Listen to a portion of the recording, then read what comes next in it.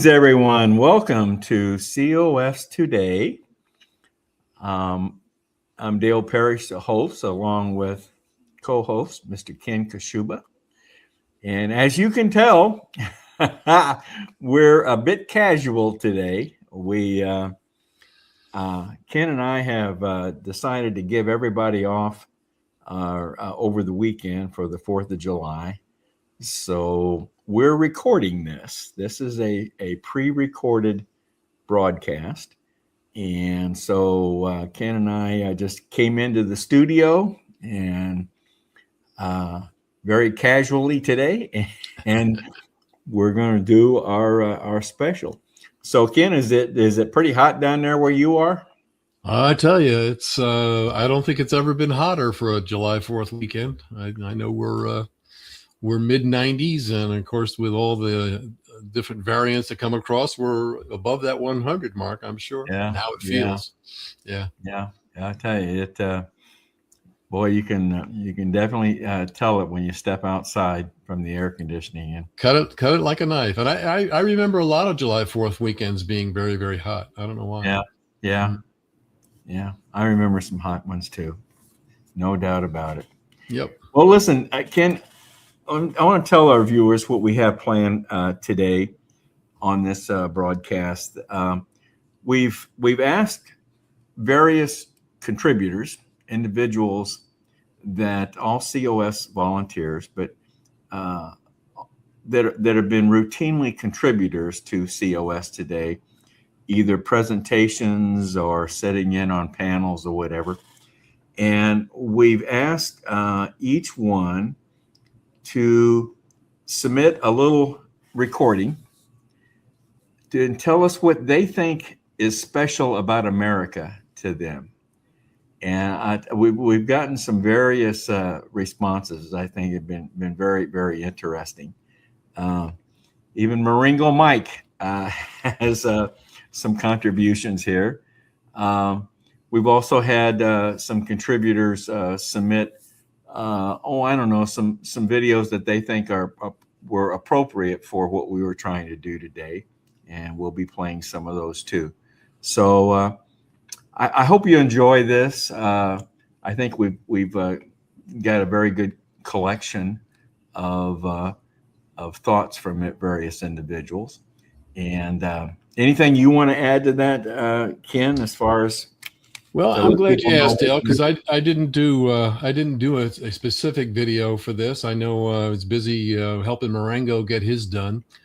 So I'll just pipe in what makes America special to me and what I see, and we'll kind of be touched on by Marengo is something which I think is labeled as the spirit of America. Okay, and that encapsulates a wide range of things, everything from dreaming, being able to chase whatever dream you have, but it encapsulates a spirit which I think of. I think entrepreneurship is a word that's used in that, but I think that the spirit itself is something that we see everything from the days of the cowboy all the way through, our early frontier people, right on up to Elon Musk that have this spirit of creating something and going after a vision. So I call it the spirit of America because I think America is, as to use the term land of opportunity is far short of what I'm thinking, but really I think the word just spirit of America is what I look at as far as being special to America. See that you could have recorded that. See, we just did. we just did, didn't we? Yeah. Very good, Ken. This is something we don't normally show, but I thought I'd throw it in on this special. This will be broadcast number 355, and Ken, you've been on board for 213. Yep. I continue to keep track of this. I think that's it's an interesting little number for sure. Interesting little tidbit. We don't delve into that very often, but it's always there if we want to. If I want to take the time to say it.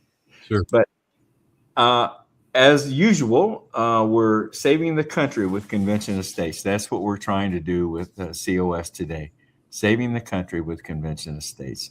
That we definitely want to show on every broadcast that we do.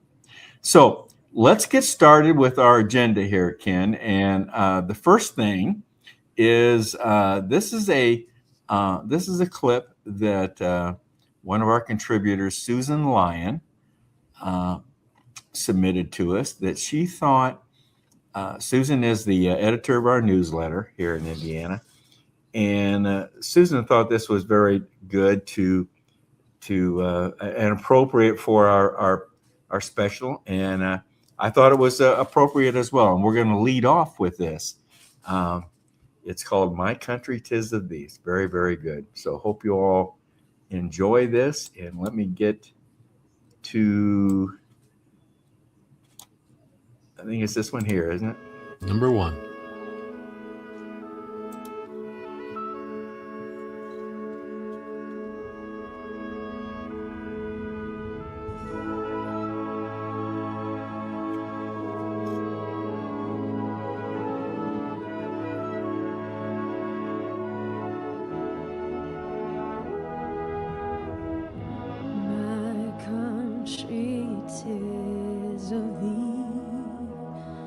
Sweet land of liberty,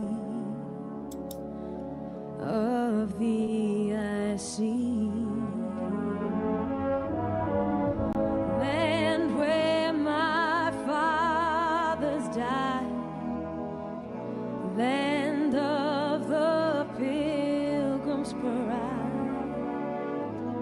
From every mountainside, let freedom ring.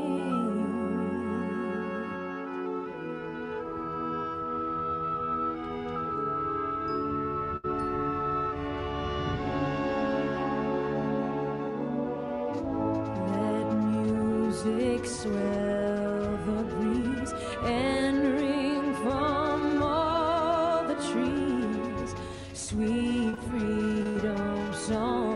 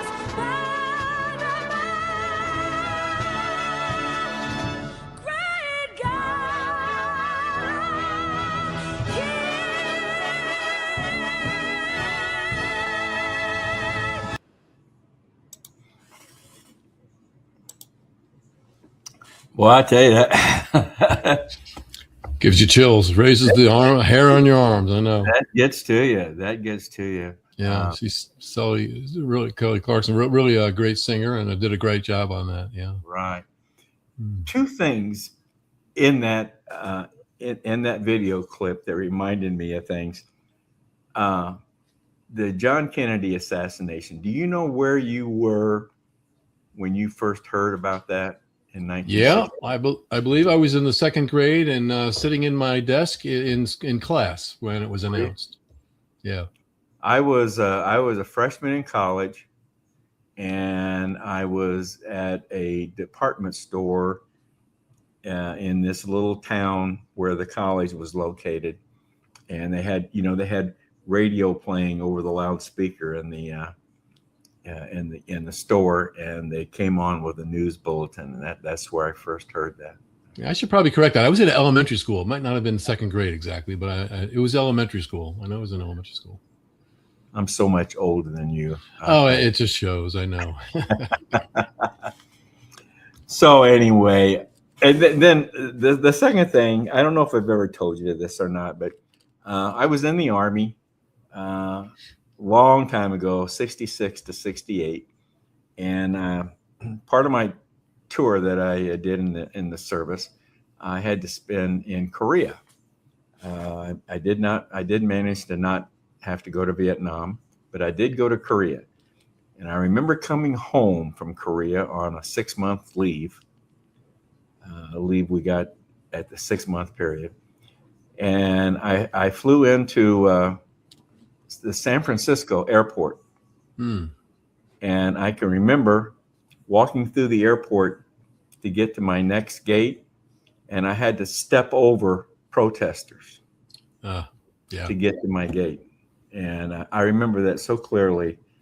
I thought, oh my God, what are these people doing? And they were literally laying across the floor, and I had to step over them to get to my next gate. Yeah. I don't know why that I saw Stuck that. with you. Yeah, I saw that in that video, and it just made me think of that. So that has nothing to do with anything right now, but anyway, I thought I'd mention that. So anyway, the next contributor is one of our regulars. I mean, this guy comes on for us about every week. He likes to get on his soapbox, and he's done some COS Basics, the COS Basics series for us. John has just contributed a great deal to COS today. So I'm glad he decided to put something together for us. So this is John Ackerman. John Ackerman for Convention of States. On this, the occasion of our nation's semi-quincentennial, I wish to speak with you about the concept of American exceptionalism. American exceptionalism is the belief that the United States occupies a unique place in history because of its founding principles, institutions, and commitment to liberty. While critics sometimes view the concept as arrogant, properly understood, American exceptionalism is a good thing. It inspires citizens to uphold high ideals, it encourages freedom and opportunity, and it contributes to remarkable achievements that have benefited both Americans and people all around the world. The foundation of American exceptionalism lies in the principles expressed in the Declaration of Independence, that everyone is created equal and is endowed with certain inalienable rights. Unlike many nations that were founded upon ethnic identity, royal lineage, or conquest, the United States was established on a set of ideals. These ideals, liberty, self-government, equality before the law, and individual rights, have attracted millions of immigrants seeking freedom and opportunity. The concept of American exceptionalism started with the observations of French political thinker and historian Alexis de Tocqueville. In his writings about the United States, particularly in comparison with France and Great Britain, Tocqueville described America as a uniquely free society built upon individual liberty, democratic governance, and civic participation. Another benefit of American exceptionalism is that it provides a standard against which the nation can measure itself. Because Americans believe their country should embody liberty and justice, we are often the first to criticize shortcomings when our nation falls short of this ideal. Major reforms throughout American history, including the abolition of slavery, the expansion of civil rights, and the advancement of equal opportunities, were driven by citizens who appealed to the nation's founding principles. In this way, American exceptionalism serves not as an excuse for complacency, but as a call to continual improvement. The influence of the United States has also extended beyond its borders. Throughout much of modern history, America has promoted democratic government, economic freedom, and human rights. Name me another nation that has done that. Although America is not perfect, we have often supported the cause of liberty around the world. Many people living under oppressive regimes have looked to us as a symbol of freedom and hope. Critics rightly point out that America has made mistakes and has experienced periods of injustice.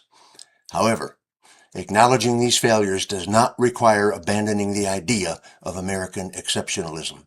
In fact, the ability of America to confront its flaws, debate its shortcomings openly, and strive for reform is itself evidence of the strength of our founding principles.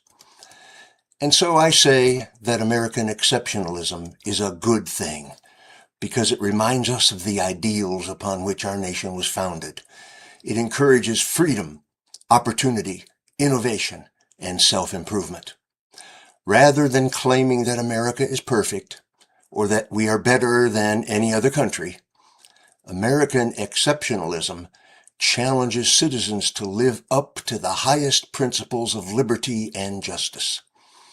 When understood in this way, it's not a source of arrogance, but a source of inspiration and responsibility. Perhaps it is best expressed in the words of Catherine Lee Bates, who wrote this hymn in 1893. "O beautiful for patriot dream that sees beyond the years, thine alabaster cities gleam, undimmed by human tears. America, America, God mend thine every flaw, confirm thy soul in self-control, thy liberty in law."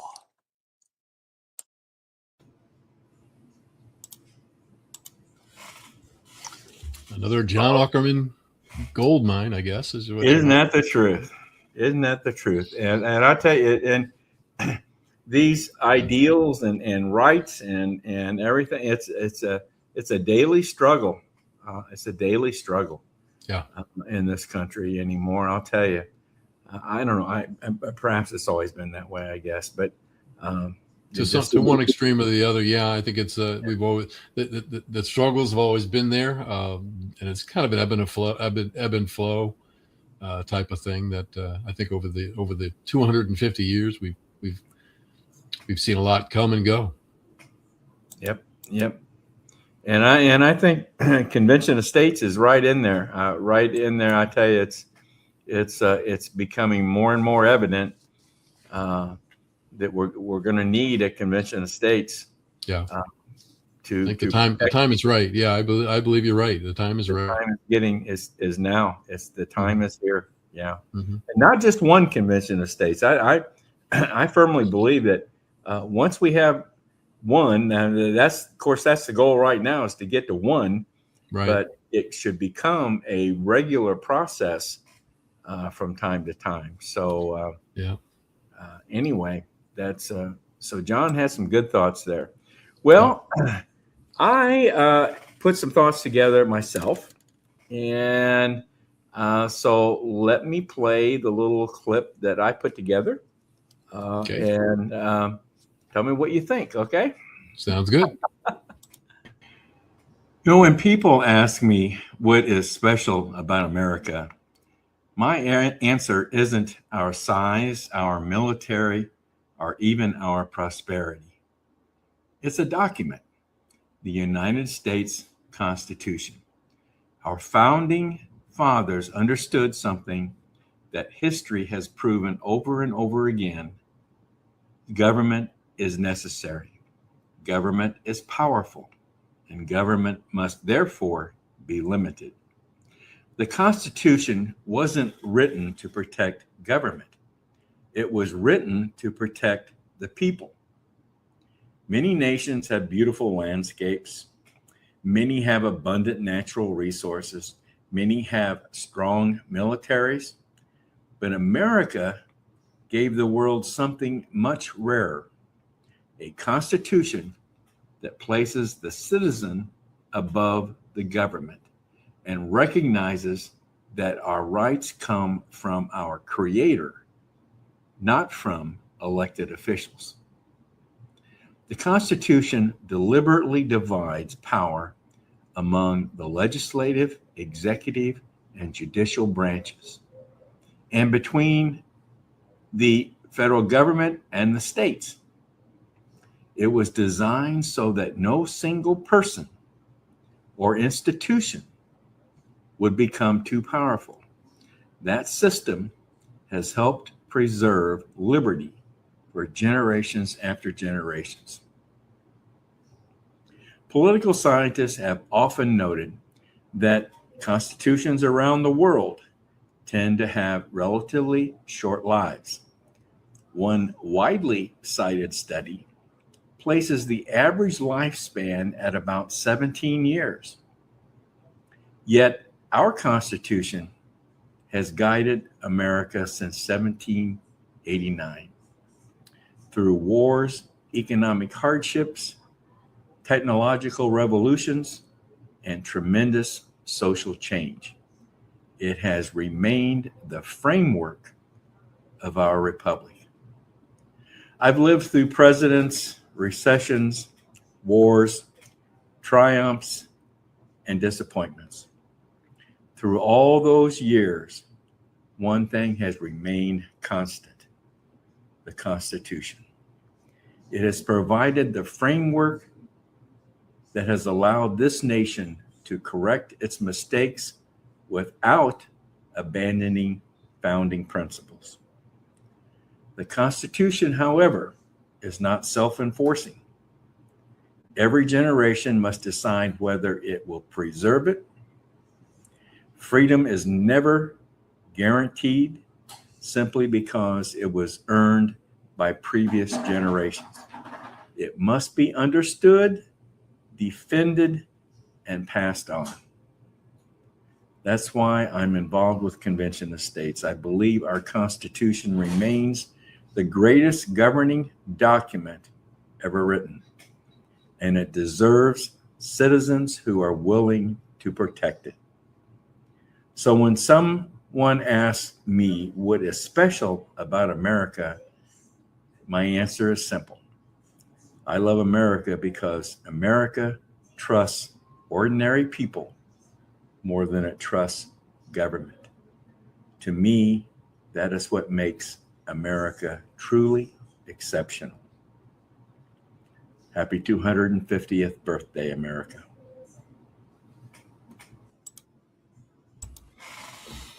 Well spoken, Dale. Well spoken, and Thank you. Thank you. true to its origin. The Constitution certainly is one of a kind, and It is. It is. we've been blessed in this nation to have such forward-thinking frontiers and men who sat down and did what they had to do to gain freedom. So yeah, And it's it's tested daily, as we know from some recent Supreme Court decisions. yep. But and that's why I love Convention of States, because we're here to protect this Constitution, but we're here to also rein in whatever changes are necessary that we Yep. that need to be made to it. So, okay, that was my piece. Yep. Now, Ken, you tell me, Marengo Mike has something to contribute here. Yeah, Marengo, as I mentioned, the spirit of America, and had a little bit of drive to Marengo's segment. He did a little deep diving into the archives and came up with a little example of that type of spirit in America. So it's basically just a little story, a true story that he relates to us in animated form, so that we can all enjoy a little bit of levity here as he goes through it. But that's kind of at the base of what Marengo came up with here. All right. Let's see what he has to say. Mike here on Laugh Liberty Lounge. As we celebrate our 250th birthday in America, I want to bring you a story that took place on June 21, 1955. Sam Gray, David Rutherford, and Fred Hallberg begin their cruise down the Mississippi River from St. Paul, Minnesota on a homemade raft. The raft was built of barrels and planks. Power for the propeller was provided by a 1939 Chevrolet they had paid $15 for. The car had 172,000 miles on it. The rear wheels of the car ran against another set of wheels which turned the propeller. The car's steering wheel turned the raft rudder. In St. Louis, Missouri, the men experienced a delay because the Chevy's valves needed to be ground. Outside of Memphis, Tennessee, a bearing on the propeller shaft burned out. But the men were able to repair it with tools borrowed from a barge crew. The men ran low on food as they discovered a stowaway was eating their food. The stowaway was a rat. The men tried fishing for food but caught nothing the entire trip. Other problems encountered included mosquitoes and driftwood in the river, along with backwash from passing barges. On July 25, 1955, the trio reached New Orleans. They planned to drive the Chevrolet back to Minnesota Epilogue. The three men made it back to St. Paul, driving the Chevrolet in 49 hours. The car used 5 gallons of oil for the return drive. The story of Sam Gray, David Rutherford, and Fred Hallberg represents something quintessentially American. The belief that with enough determination, creativity, and mechanical know-how, any dream is achievable. Their journey down the Mississippi on a raft powered by a 15 Chevrolet captures the optimistic, can-do spirit of 1950s America, when the country felt like anything was possible. Their adventure reminds us that the greatest journeys often begin not with elaborate planning or expensive equipment, but with simple courage and the willingness to transform an impossible idea into an unforgettable reality. In an age of increasing technological sophistication, their story stands as a charming reminder of what can be accomplished with barrels, planks, and a $15 car. With 172,000 miles of dreams still left in its engine. Let me ask you a question. I can think of a few modern-day examples of people who embody the American spirit that we see from our history, but as a whole, what has happened to that drive, that spurt, that we have prided ourselves as Americans since our beginning? Are we using stories like this to help inspire and develop and educate our children? Or have we given them over to a useless education of mindless waste and gone soft? We need more Sams and Davids and Freds in America as we look to the next 250 years. This is Marengo Mike at the Laugh Liberty Lounge, wishing America happy birthday and another 250 more!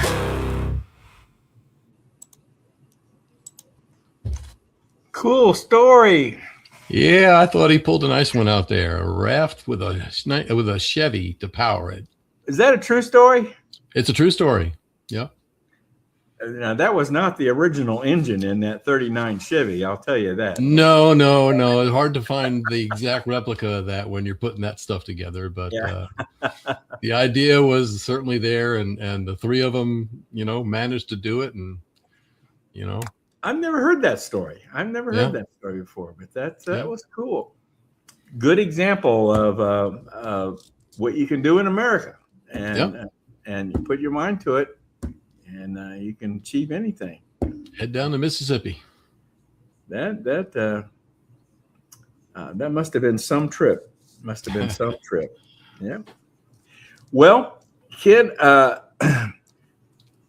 we a couple, Susan and Rick Lyon. We've heard from Susan so far tonight. We're gonna hear from Rick in a bit here, but they together produce Lyon's lyrics for us, and these are songs and videos that they produce. They write the lyrics for the song, but they utilize AI for the singing, and you provide the video. Am I correct?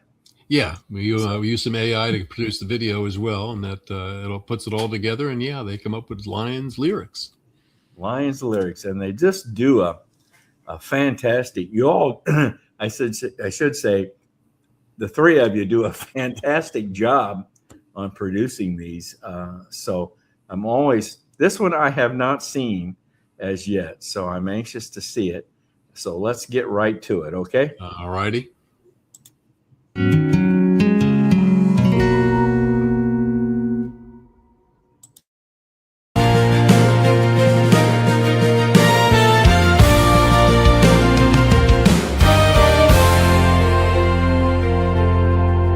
From the spark of 13 voices, one steady light was cast. A dream held firm through courage, faith, and patient hands amassed. He spoke of union, not of crown, but hearts that would align to build a home of hope and will, where liberty could shine.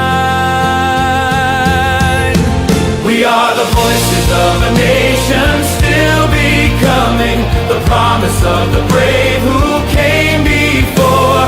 Each generation takes the song and hums it, one people, one dream, forevermore. The storm was dark, the wounds ran deep, yet from that solemn field he prayed our better angels still might lift what time could heal. The cost was dear, but freedom's flame through sacrifice was born.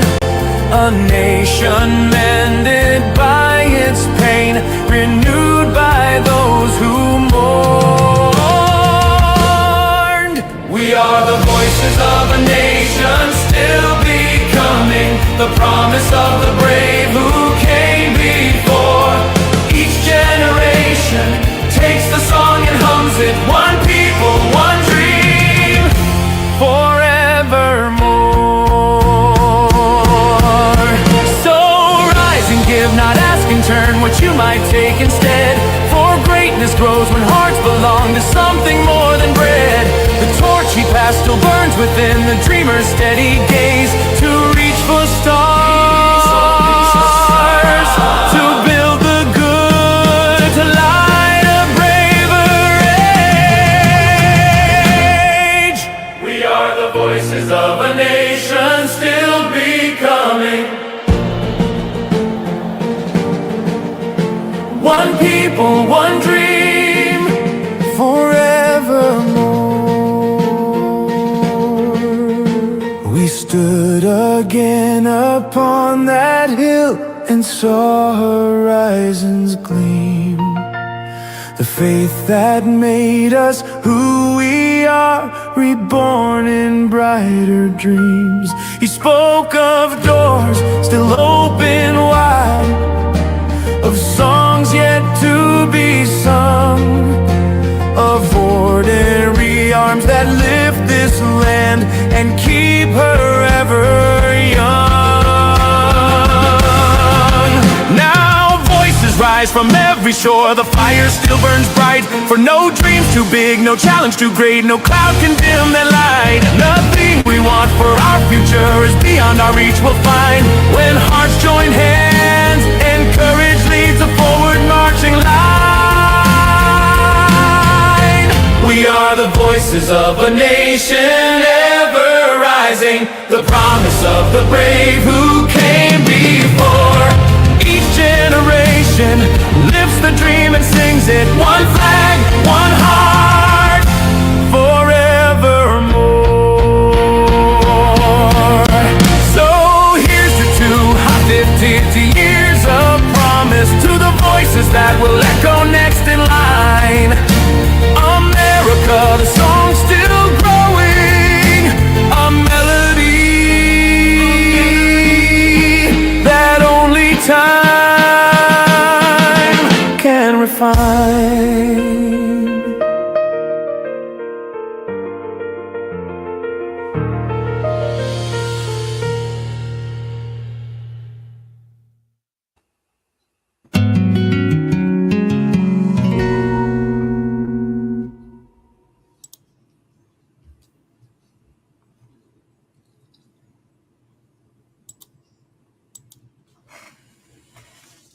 Beautiful. Once again, I tell you, you guys are just tremendous.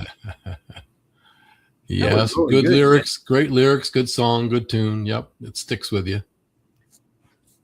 We've talked about this before. How are we going to put all these together? All these, we got to put these together some way or another. I don't know. Yeah. And you know, we probably ought to replay these from time to time, because you know, I'm just playing them once and done. That's not. I don't think That's true. I think we talked about trying to get something in a YouTube version that we could, you know, kind of encapsulate them there in YouTube. So, but you know, I think we ought to have to get to work on that. Do you have all these? Yeah, I've got all the ones that they've done so far, and yeah, we'll be able to put them together. Well, I think we ought to look at. I don't know how many have they done so far. Oh boy, 4 or 5 at least. I think we started in January, so it's been 4 or 5 of them, and I know he's got a few more already. So excellent. Well, I think we ought to start replaying them. We'll go back and start from the first one and play one every month or something like that. Good idea. It's a good idea. Okay. All right. Okay. The next contributor that we have is Diana Tellis. Diana is the State Communications Coordinator for Ohio, COS in Ohio. And she's got her irons in a whole lot of fires. Busy girl. She has been a contributor, a regular contributor for us.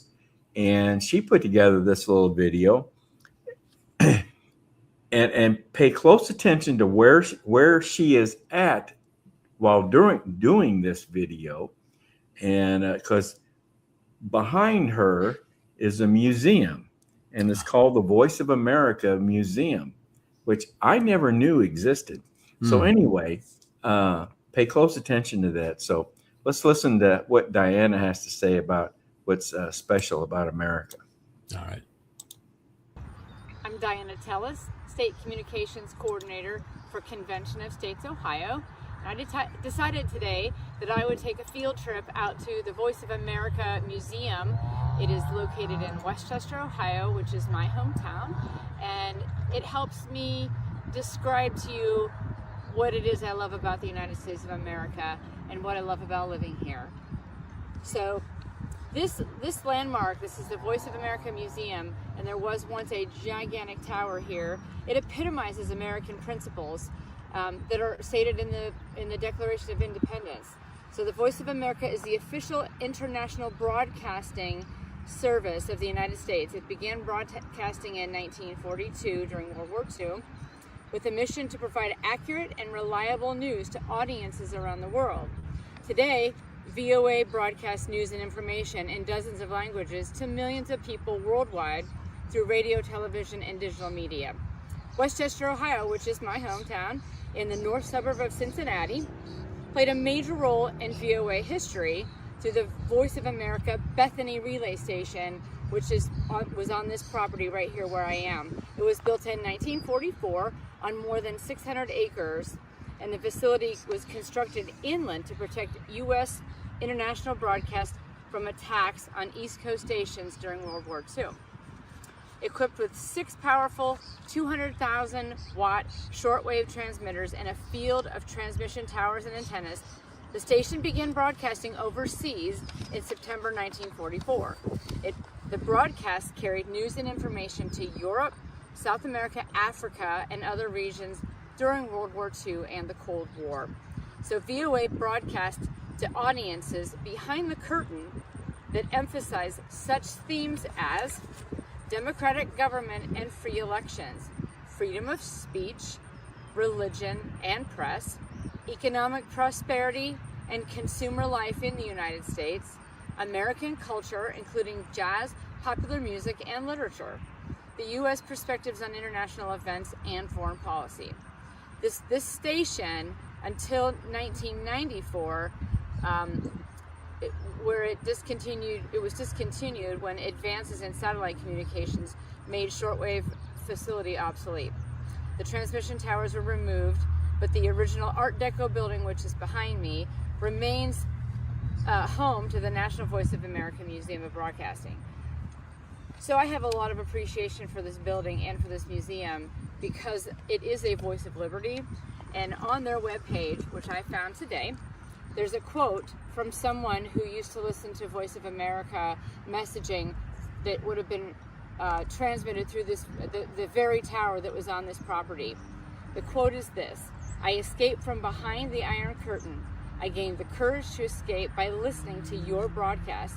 Only when you spoke did I realize that my chance to live a good life was only to be found in a free country where they honor human rights and the dignity of men." So the message of freedom must and will continue for our country, I'm sure of it, and I'm sure that there's plenty of us out there still spreading the news of freedom to the rest of the world, especially now with the World Cup visitors coming into the United States. I'm very proud of what was done in the past, and I'm proud of what we can do in the future. We are the ones who must do it. Happy birthday, America. Thanks.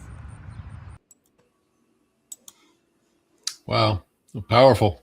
It was very interesting. I when Diana sent that to me, I was so enthralled with that. I just did not know that. Did not. It was educational. Yeah, and to have a broadcast that reached that many different nations during that time. Yeah. You know, kind of makes you want to have something like that today. I'll tell you, that was something. So thanks, Diana. That was very good. Very good. Yeah, really good. Enjoyed it. Well, moving right on here, we've talked about the Lions, Susan and Rick, and Lions lyrics. Well, Rick has put together a little clip of his own for us. So let's take a listen to what Rick has to say for us. All right. Hello, everyone. My name is Rick Lyon, and I'm from Indiana, one of the 50 United States of America. There are many special things about America, but one of my favorite comes from my own family history. My family came from France, then by way of Scotland and Ireland, 4 generations ago. While the exact details of my family history are lost, I think Arnold Schwarzenegger captured it best when he pushed back on the TV show The View. When asked about immigration policy and ICE enforcement, in California mostly, Arnold, who arrived in America at the age of 21 with nothing, shared how this country embraced him. He went from an immigrant to a movie star to a millionaire to governor of California. And he stressed that when immigrants come legally, they work hard, they obey the laws, and give back to their communities, nothing can hold them back. And that spirit of opportunity and the benefits of responsibility, hard work, obeying the law is at the heart of America. We see these same promises in so many stories. Families who have endured slavery or hardship have risen to incredible heights. One of my favorites is Dr. Ben Carson. Today, America offers opportunity to people from every background.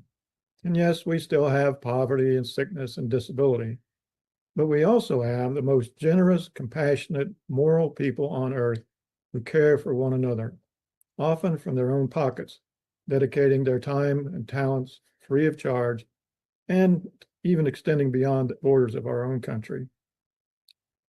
To me, the greatest thing about America is its people. Most Americans are godly, moral, hardworking folks who never make the evening news. And this is no accident. America was founded on religious freedom. As Benjamin Franklin reminded us when he said, quote, "A republic if you can keep it," unquote. I think he meant that freedom requires morality rooted in faith. And without spiritual faith and morality, freedom becomes chaos. I believe that we are in the midst of a spiritual awakening that will help us return to the idea of self-mastery, which is the truest form of self-governance. And that's one of the things that the Convention of States is all about. Our founding fathers were clearly spirit-led.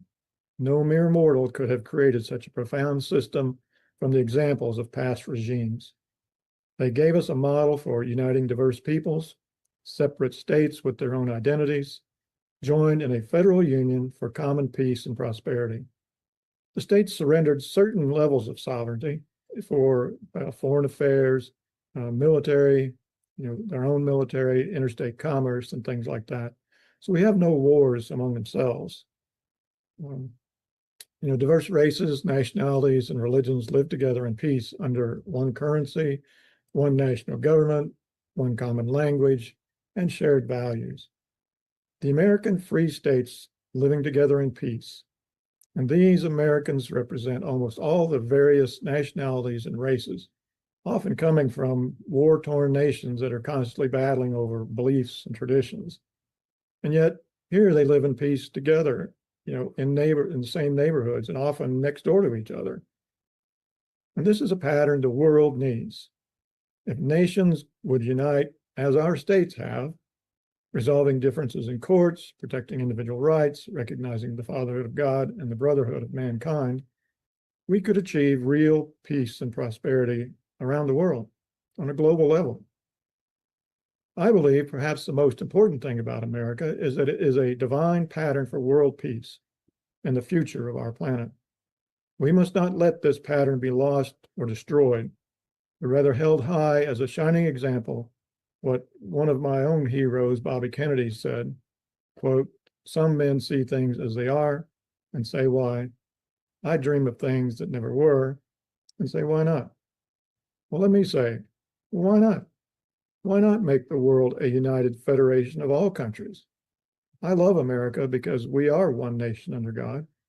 We are the land of the free because we strive to be the land of the safe and protected, where every person has equal protection under law. And with God's blessing and our determination to live by his will, we can continue to be the shining example to the world. And let me also add that I believe Convention of States and Article 5 are extremely important. We must get this done in order to preserve this pattern for world peace that God has given us. Thank you.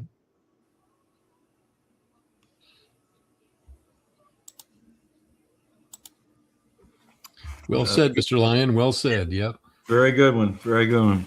Yeah. Now I know why he's able to put together lyrics like he does. Yes.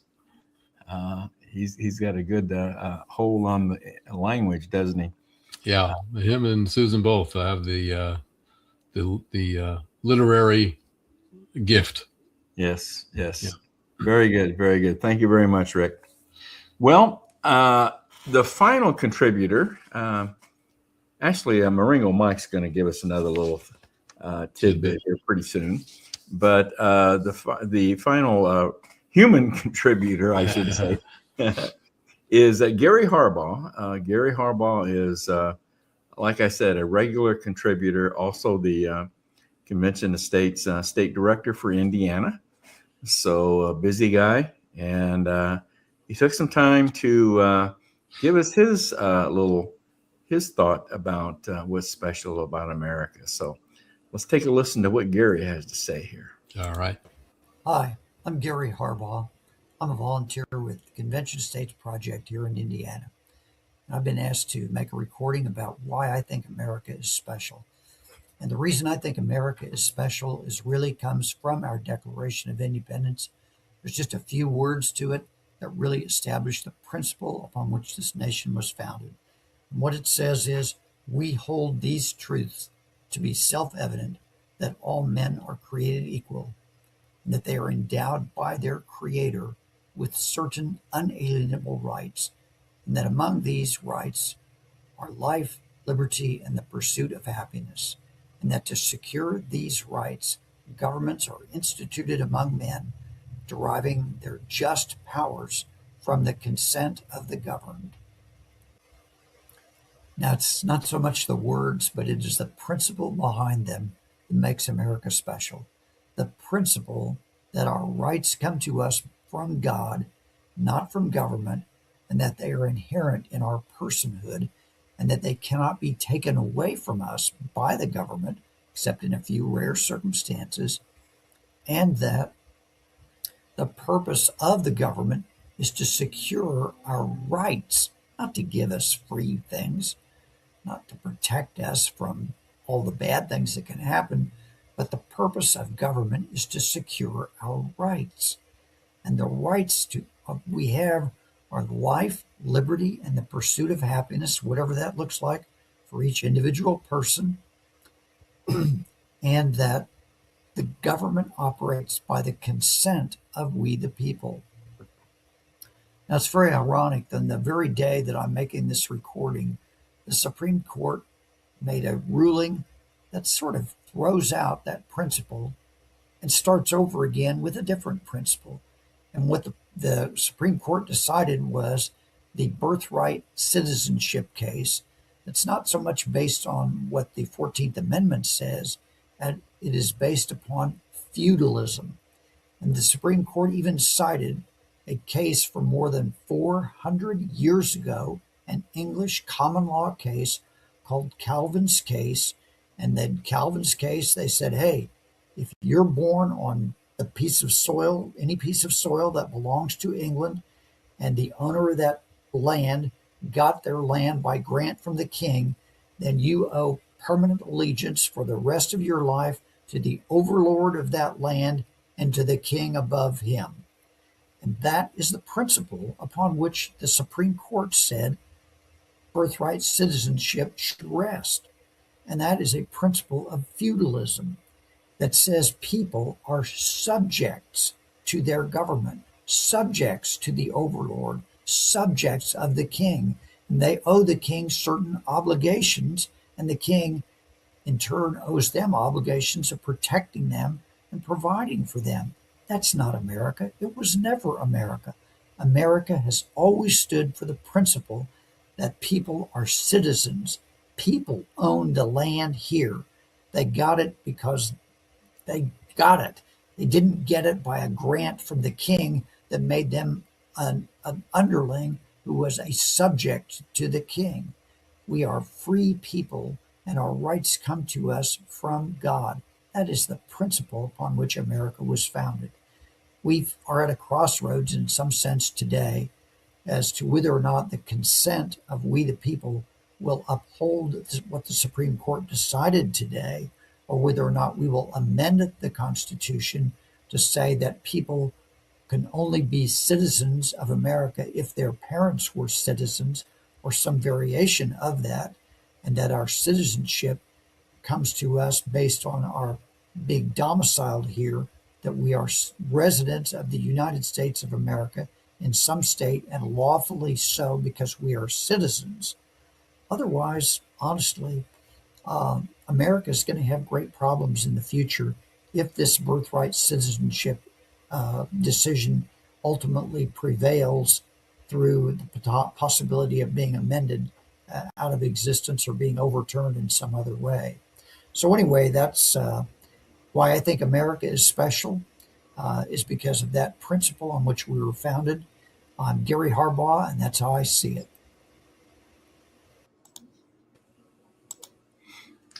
Well, it was an interesting one from our state director and lawyer friend Gary. Yes, it was. I had not seen that before tonight, but Yeah. that's okay. He's hitting on some important points, things Yes, that he we've is.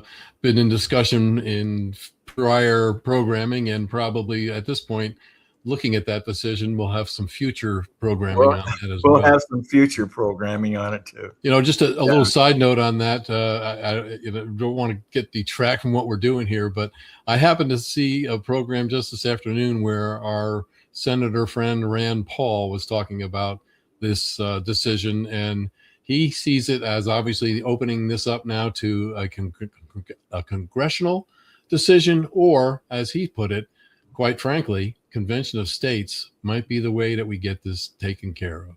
Did he say that? Good for him. Good for him. Yeah. I think he's been a supporter of convention of states. In the past, I think he's commented on some things. Yes, he has. I know he's a big advocate on the national debt. I know that's one of his major things. So sure enough. Ken, I'm a little confused here on what we got left here. I know we got a closing the closing video, but I see two Marengo Mike clips here. Am I right? I'm not sure that one there. Is that a Marengo advertisement for either liking and subscribing, or is it not? Do we skip that, or do you know what that is? I saw that too and thought I'm going to skip that one because I don't recall us talking about that one. So okay, yeah, we don't know exactly what it is, and I'll just preface at this point so you understand. Marengo's next piece was kind of inspired by our friend Larry Hudson. And Larry has done deep dives into our forefathers and some of the history of there. And Marengo stumbled across something I was not aware of, and that didn't really hear a whole lot about. But it's about that day, July 2nd, and that whole area leading up to everything being signed and what have you. And we all know the major contributors there. So I won't divulge too much more about that other than lay the groundwork for what it is. It is a little bit about our history of that time period.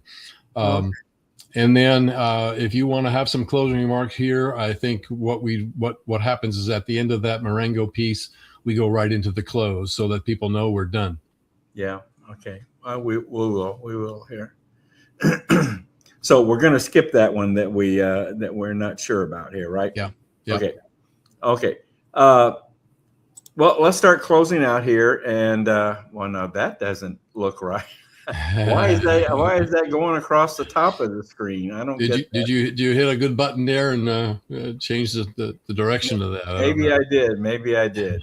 What I'm trying to show you folks is if you want to try and find our broadcast, the best thing to do is easiest thing to do is just search on YouTube for our YouTube channel, American Patriots for Convention of States.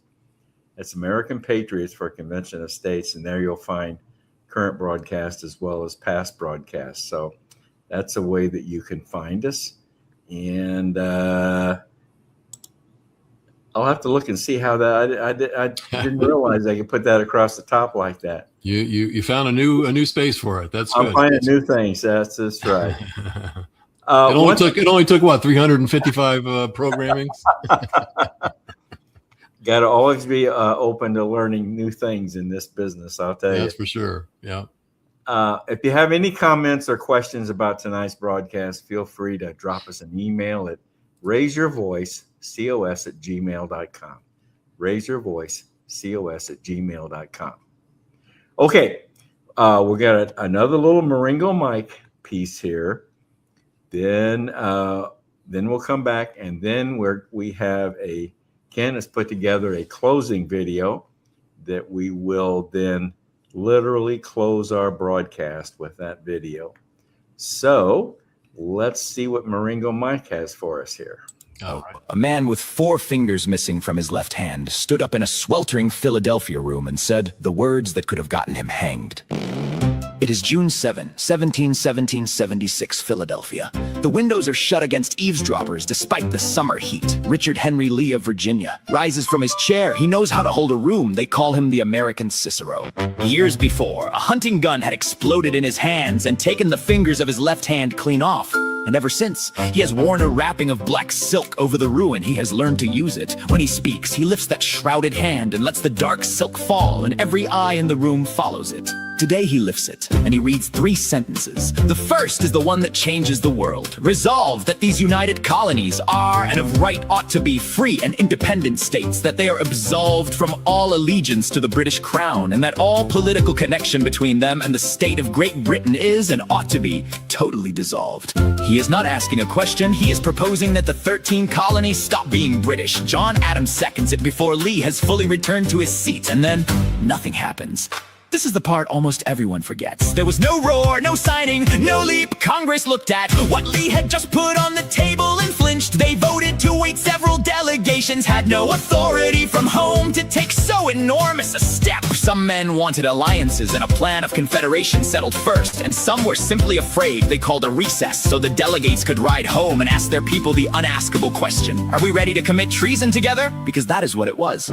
Every man who would eventually say "I" understood the arithmetic exactly. There was no legal independence, yet no nation, no army that had won anything decisive. There was only a king with the largest military on earth and a very long memory. If the war was lost, the document they were debating became a confession. The punishment for that confession was a rope. They knew it. They debated anyway. The next day, Congress appointed a small committee to draft a statement explaining the decision, should they ever find the nerve to make it. Jefferson, Adams, Franklin, Sherman, and Livingston, they handed the pen to the quiet Virginian Thomas Jefferson. The famous parchment we frame on walls and read aloud every 4th of July was, in a sense, the footnote. It exists to justify Lee's motion. The motion came first. And here is the detail that ought to be carved somewhere. When the final vote on independence finally came on July 2, 1776, Richard Henry Lee was not there. His wife had fallen ill. Virginia was building itself a new government and needed him home. So the man who stood up and proposed American independence climbed onto a horse and rode away. Before the question he'd asked was ever answered, Adams stood in for him and carried the argument across the line. Lee proposed it. He didn't cast the vote for it. He never seemed to mind who got the credit. The resolution passed on the 2nd of July. Adams was so certain that date would be remembered forever that he wrote home, predicting Americans would celebrate it for all time with bonfires and parades. He was off by 2 days. We kept the 4th, the day the explanation was approved, and let the 7th, the day a man first dared to say it out loud, slip quietly out of the calendar.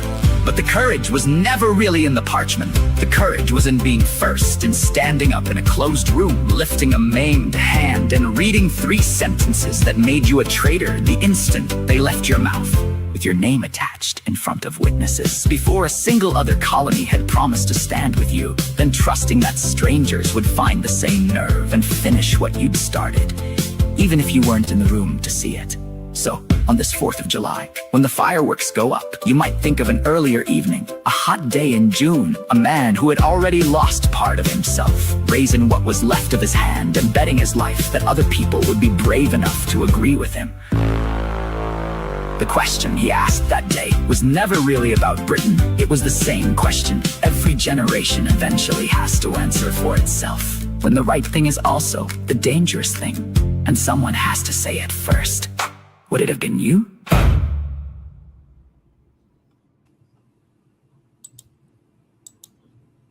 Very good, Ken. Very good. Would it have been you? Would it have been you? You know, quite a few men that signed that document lost their lives. Yeah. In the revolution. Yeah. A lot, everything they had. Yeah. Yeah. I was personally not aware of Richard Henry Lee and the 4 fingers missing, and the fact that he was the one who first stood up and got it all started, and then was not there for the finish. So, John Adams is he's going to be, I think, one of Larry's next founders that he's going to talk about, or that's one of the possibilities. Yeah, I know he mentioned that, but. We just finished Sam Adams, and I know he was talking about maybe John Adams or John Hancock or something. I have to ask him about that. Yeah, that's interesting. Very, very good. Wow, where'd you get that? Where'd you get that information? I had to dig deep into the archives for that one. Yeah, you sure are. You sure did. Yeah, I had a couple of sources that led me there, but yeah. Good job. Good job. I tell you. Well, folks, I hope you've enjoyed our broadcast this evening. As I have said, this is a special, and we're recording this early, and this will be a broadcast on the 6th, July 6th. So we're going to close out this evening with another feature that Ken prepared for us. And we'll just let that be the ending for our broadcast this evening. And once again, happy birthday, America. Ken, have you got any special plans for over the 4th?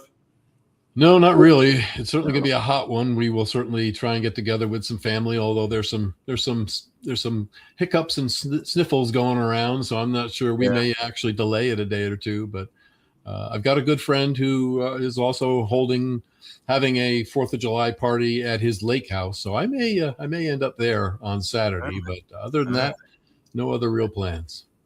We don't either. And folks, help your pets get through this. I know it's always a stressful time for so many pets during this time with the fireworks and so forth. So mine already turned around short on his walk tonight when he heard a distant firework, and that was enough to turn him around and head him back to the house. Poor thing. I know. Yep. I certainly have experienced that. Yeah. Well, once again, happy 4th, Ken, and you as well, Dale. To all of our viewers, and happy birthday, America. 250 years. I guess there's going to be quite a lot of TV celebrations going on over this weekend.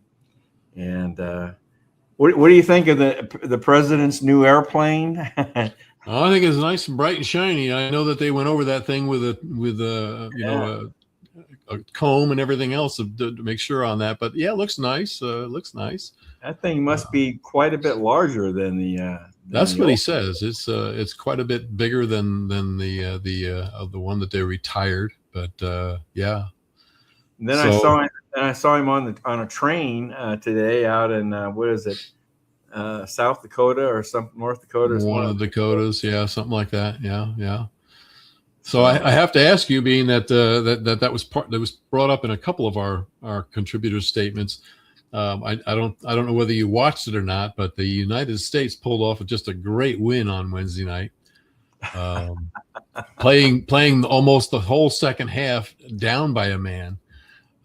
So they were put to the test, and they came through, and I'm excited to watch them get into the field of 16 at this point. They're going to be playing Belgium. So that'll be field of 16. Now this is like basketball. We're down to the Sweet 16. It's like the March Madness. We're down to the Sweet 16, and they're turning the corner on that pretty quick. But And now, when will those games be played? Well, I think there's a couple more that are. I think there's one or two more to fill out the 16, and I think the United States plays again. I think on Thursday. I'm not sure about the rest of the schedule. All right. Yep. Have they made it this far in past years? Or? They made it one. They never went. They were never in a knockout round before. They did make it. I think the last time they made it to the field of 32, I think, was 2002. I think that date sticks in my head. But a lot of excited people, and it's just. I think this is one of those things that. It may not be as huge as some other events that brought people together, but I see some Americans coming together on this. I think it's something that could help with the overall feeling amongst people that we have something in common to cheer about. That's very interesting. In our last broadcast in the In Focus group, you remember Tim Heidenreich mentioned that was something that he was about the impressions, the good impressions that are being made on so many visitors regarding the Cup, and how the image that they're seeing is not the image that they're seeing by their media and their countries, as well as the media here. So it's there. I think Tim's point is there could be a lot of positive things come out of this. For our country. Yeah, whether we make it all the way or not, I'm sure at this point, there are certainly others like Argentina and a few other teams that are obviously favored. But the way the United States is playing, I think that was it brought a lot of people together to watch. So, all right, well, we'll follow that. That'll be another thing going on. Yeah. Okay, Ken, let's play your piece here to close out, and that'll be it. Once again, have a good 4th and a safe one, Ken. Stay cool. You as well. We're certainly Best- going to try and stay cool. Best here. to you and the family. Stay cool and dry. All right. Thank you. All right. Good night.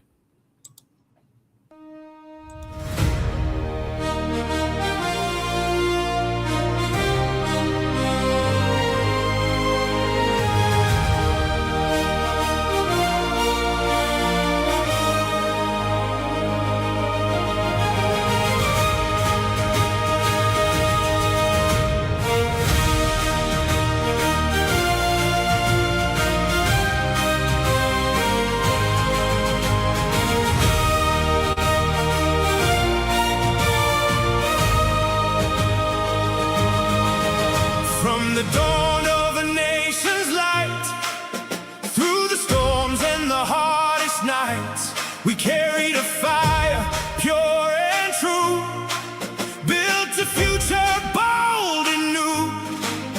Hear the heartbeat of the land in every voice and every hand. 250 strong, we rise under wide and open skies, from sea to shining sea we stand. One great people, one great land. We pledge our hearts, we pledge our song, to keep this freedom living strong. United we rise, together we belong. 250 strong. Through sacrifice and liberty, we shape the path for all to see. With courage passed from year to year, we keep the promise bright and clear. Let the bells and choirs